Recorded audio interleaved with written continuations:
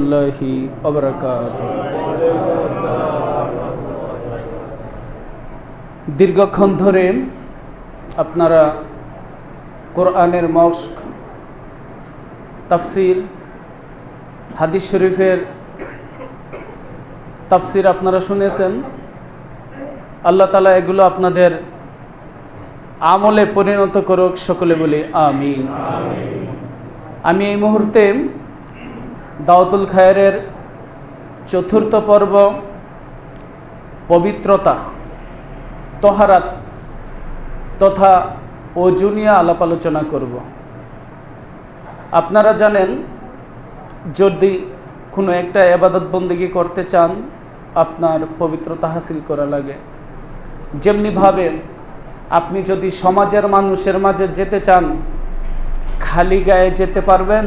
আপনি ভালো বড় অনুষ্ঠানে যাবেন এবং সুন্দর পরিচ্ছন্নভাবে ভালো কাপড়গুলো শরীরে উপস্থাপন করে যাবেন, ঠিক কিনা? ঠিক আল্লাহ চায় আমরা আল্লাহর দরবারে যখন উপস্থিত হই, নামাজে যখন দণ্ডায়মান হই, আমরা যেন ভালো রূপে, উত্তম রূপে, পুত পবিত্র হয়ে তহারাত হাসিল করে ওযু করে আল্লাহর দরবারে হাসিল হই। এ ব্যাপারে আমি আপনাদের সম্মুখে কিছু কথা বলবো। আমাদের পিয়ারা নবী হযরত আহমদ মুজতবা মুহাম্মদ মুস্তাফা সাল্লাল্লাহু আলাইহি সাল্লাম বলেন, আমি হাসরের ময়দানে আমার উম্মতদেরকে আমি চিনব আমার উম্মতের চেহারা মোবারকের শুভ্র অংশ দেখে। বলেন না সুবহানাল্লাহ। শুভ্র অংশ কি? আমরা যে ওযু করি, আমাদের হাত মুখ চেহারা ধৌত করি, ওইটা নূর হয়ে যায়, হাসরের ময়দানে সাদা চিকচিক করতে থাকবে। বলেন না সুবহানাল্লাহ। ওইভাবে দেখে আমি তাকে জান্নাতে নিয়ে নিব। বলেন সুবহানাল্লাহ।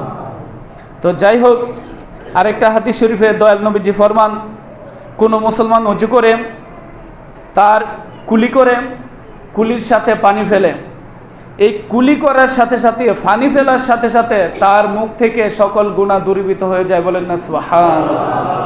মুসলমান যখন ওযু করে, নাকে যখন পানি দেন, নাকে পানি দেওয়ার সাথে সাথে নাকের গুনাহ ঝরে যায়। বলেন না সুবহানাল্লাহ।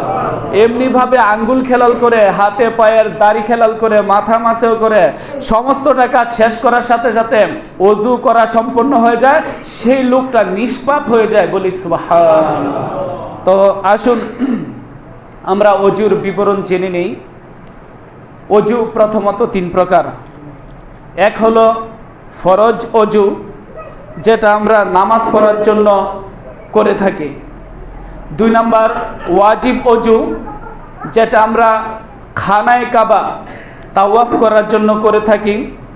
3 নাম্বার হলো মুস্তাহাব ওযু, যা কোরআন শরীফ মুখস্থ করার জন্য এবং নিদ্রায় যাওয়ার আগে ওযু করি, এবং সব সময় পবিত্র থাকার জন্য, রাস্তাঘাটে চলাফেরা করার জন্য ওযু করি।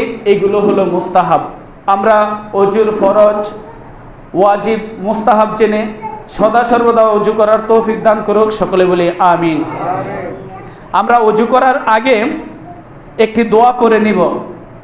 বিসমিল্লাহিল আলিল আযীম, আলহামদুলিল্লাহি আলা দীন ইসলাম, আল ইসলামু হাক্কুন, অল কুফরু বাতিলুন, আল ইসলামু নূরুন, অল কুফরু জুলমান। আমরা ওযু করার পূর্বে এই দোয়াটা পড়ব। এখন আমরা ওযু শুরু করছি। ওযুর ফরজ 4টি। ওযুর ফরজ কয়টি? সবাই বলেন তো কয়টি? 4টি। 1 নাম্বার ফরজ হইল চুল উঠার, মাথার যে চুল উঠে এখান থেকে নিয়ে থুতনির নিচ পর্যন্ত, চুল উঠার জায়গা থেকে নিয়ে থুতনির নিচ পর্যন্ত, এক কানের লতি থেকে আরেক কানের লতি পর্যন্ত সম্পূর্ণ চেহারা ধৌত করা ফরজ। 2 নাম্বার হাতের কনুই সহ ধৌত করা ফরজ। 3 নাম্বার মাথার চতুর্থাংশ, 4 ভাগের 1 ভাগ মাসহ করা ফরজ। 4 নাম্বার পায়ের গোড়ালি যেটাকে আমরা টাকনু বলি, ওইটা সহ ধৌত করা ফরজ। আসুন আমরা অজুর সুন্নতগুলো জেনে নেই। অজুতে 13টি সুন্নত আছে। 1 নম্বর সুন্নত হলো অজুর নিয়ত করা। আমি যে পুত পবিত্রতা হাসিলের জন্য অজু করতেছি, নিয়ত করা। 2 নম্বর হলো অজুর শুরুতে বিসমিল্লাহ বলা। 3 নম্বর কবজি পর্যন্ত 2 হাত 3 বার ধৌত করা। কবজি পর্যন্ত 2 হাত 3 বার ধৌত করা। 4 নম্বর মিসওয়াক করা, অজুর পূর্বে মিসওয়াক করা। 5 নম্বর কুলি করা। 6 নম্বর গড়গড়া করা, শুধু কুলি নয়, কুলির সাথে গড়গড়া করা। 7 নম্বর উত্তম রূপে নাক সাফ করা, নাকের ভিতরে যেন কোনো ময়লা না থাকে, অজুর সুন্নত।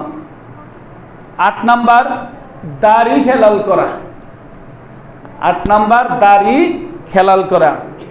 9 নম্বর সমস্ত মাথা মাসহ করা, পুরা মাথা মাসহ করা হইল অজুর সুন্নত। 10 নম্বর উভয় কান মাসহ করা। 11 নম্বর হাত পায়ের আঙ্গুল সমূহ খেলাল করা, এইভাবে হাতের পায়ের। 12 নম্বর প্রত্যেক অঙ্গ 3 বার ধৌত করা এবং 13 নম্বর তারতিব অনুযায়ী অজু করা, একটার পর একটা করা, আগেরটা পিছনে না করা। আমরা এখন জেনে নেব অজুর মুস্তাহাব সমূহ। 1 নম্বর মুস্তাহাব কেবলামুখী হয়ে অজু করা। এটা সবাই জানবেন, পশ্চিমমুখী হয়ে কাবা শরীফের দিকে ফিরে অজু করা হইল মুস্তাহাব। যেদিকে খুশি সেদিকে অজু করতে পারেন, কিন্তু মুস্তাহাব হাসিল করতে হলে কাবা শরীফের দিকে ফিরতে হবে।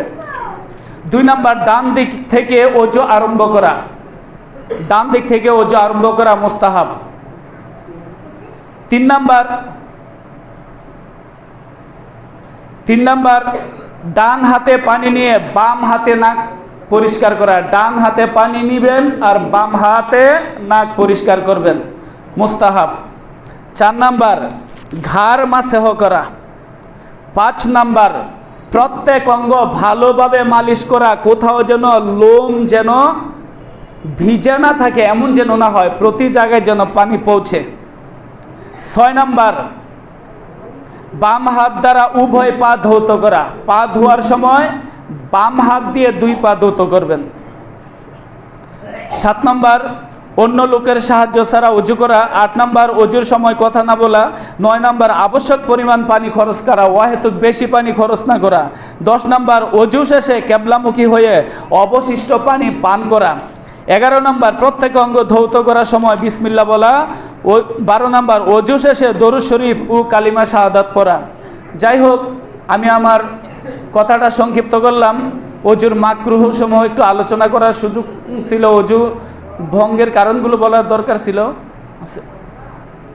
তাহলে যাই হোক, আমি আরেকটা মিনিট অজুর মাকরু সমূহ বলি। মাকরু হইল অপছন্দনীয় কাজ, যেই কাজ অজু করার সময় শোভনীয় নয়, সেগুলো মুখের উপর সজোরে পানি, জোরে পানি দেওয়া।